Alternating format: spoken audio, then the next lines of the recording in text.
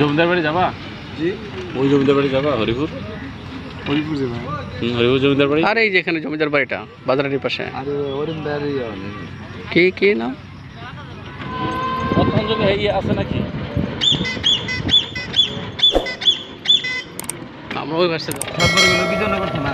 হ্যাঁ হ্যাঁ বুঝতে পারছি। ইলেকশন সম্পর্ক? হ্যাঁ হ্যাঁ ইলেকশন শেষ চলতেছে। বিজয়নগর থানা সম্পর্ক। আজকে তো বিজয়নগর থানার ইলেকশন, উপজেলা নির্বাচন। হ্যাঁ, চাকরি করার পরে যে আপনার ওই মানে জমিদারের ছেলে না মেয়ে, আর হলো আপনার এই যে চাকরি করে জমিদারের বাড়িতে ওনার মেয়ে ওনার ছেলে, তারা কান্ডা সিলিং হয়ে যায়। হওয়ার পরে সাগরে গেছিল। সাগরে যাওয়ার পরে এখান থেকে একটা সম্পর্কটা একদম ছোটো, মনে হয় 8-9 বছরের একজন আছে, নতুন সমবয়সী, এক ক্লাসে লেখাপড়া করে। তখন বলে যে আমার তো আগামীকাল জন্মদিন, 2 দিন বাকি আছে, আর পরশু দিন তোমাকে আমি একটা উপহার দিব, স্বর্ণের বাসি। স্বর্ণের বাসি, কারণ তোমার বাসি আমার কাছে ভালো লাগে। আচ্ছা, এরপরে এর বাবার কাছে গিয়ে বলেছে, বাবা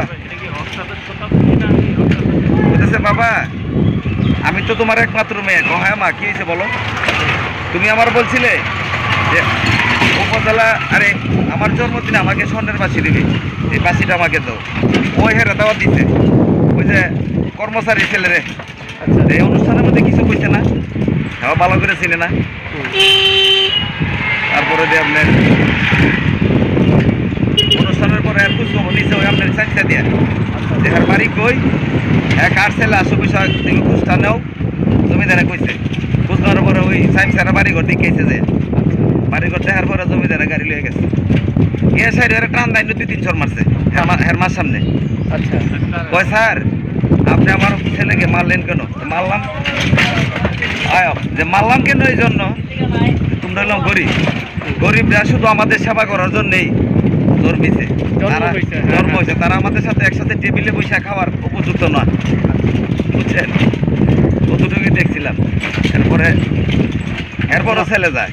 মানে এখন বিষয়টা হলো যে মোটামুটি যেটা বলা যায়, জমিদাররা আসলে চায় নাই যে আমাদের এরকম গরিব মানুষের উন্নয়ন হোক, শিক্ষিত হোক, চায় না। এটা মানে ওই সময় জমিদাররা চায় নাই আসলে। হ্যাঁ, ব্যাপারটা এরকম বুঝতে পারছে।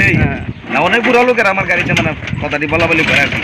জমিদাররা চাইছে না যে আশেপাশের লোকেরা শিক্ষিত হোক, আর শিক্ষিত হলে তো মানে তারা লোকে টাক্কর দিব, এবং ওদের সাথে আর ওই যখন জানাশোনা হয়ে যাবে তখন সব ওরা যখন ইংরেজি পারবে তখন ইংরেজদের সাথে সরাসরি ওরা কথা বলবে। আমার ইয়াদের বাড়িতে, জমিদার বাড়িতে পোলাপানে সবাই আমার লোকে চলতো, আমার কাপড়ের ব্যবসা ছিল বাজারে।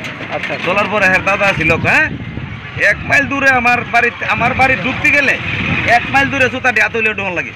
আচ্ছা, হ্যাঁ তোর তো বড় সস্তি জুতা বাদে আমার ঘরে ঢুকিয়ে চুকা। আর আমি বললাম তোমার কি আগের দিন আসেনি? আচ্ছা, তোমার কত টাকা ব্যাংকে আছে? তুমি যে জমিদার, আর আমার কত টাকা আছে? তোমার নাতিরে জিগাও, তোমার নাতিরে জিগাও যে আমার কত টাকা ব্যাংকে আছে, আর তোমার কত টাকা আছে? তুমি যে জমিদার। মানে গরিব হিংসা করতো। মানে ওই সময় জমিদাররা তাহলে চাইতো না যে আসলে আমাদের দেশের কোনো লোক শিক্ষিত হোক, মানুষ শিক্ষিত হোক। হ্যাঁ, আয়া আয়া আয়া থাক না। তবে জমিদাররা আসলে যে চলে গেল এটার মূলটা কারণটা কি? যখন ব্রিটিশ শাসনের অবসান এরকম কোনো বলছিল যে ইয়ে করছে জমিদার কোথা ভেঙে দিবি, এখন বলতেছে তোমাদের প্রত্যেক ব্যক্তির এতটুকু সম্পত্তির পরে পরিমাণ দিয়ে দিচ্ছে যে আর কারো কোনো সম্পত্তি থাকবে না, এর বেশি সম্পত্তি কারো থাকবে না। জমিদাররা কি করছে? এই জমিদার ভাইঙা কোথা ভাইঙা এখন বউরে দিয়ে দিচ্ছে, যার নেতৃত্ব থাকা যায়। তারপর আপনাদের বলছে যে 20 কাঠি জমি এক একজনের নামে থাকবে, সর্বোচ্চ থাকবে না। আমার জমিদারে যেটা সম্পদ আছে আমি দিতে হবে। তো এখন ওটা করতে কি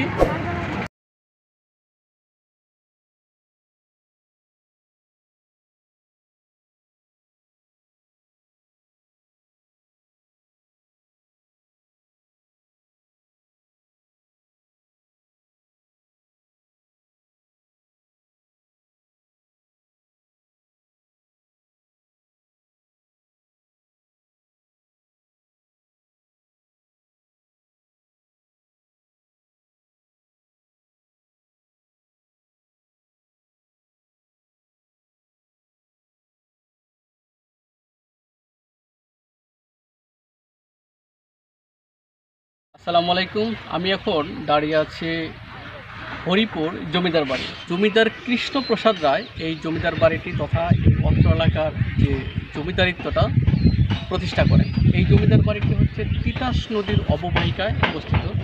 একেবারে পাশে হচ্ছে তিতাস নদী, আর তার একদম পাড়েই হচ্ছে এই জমিদার বাড়িটি। জমিদার বাড়িটি দেখতে অনেক সুন্দর এবং তথ্যবহুল একটা জমিদার বাড়ি।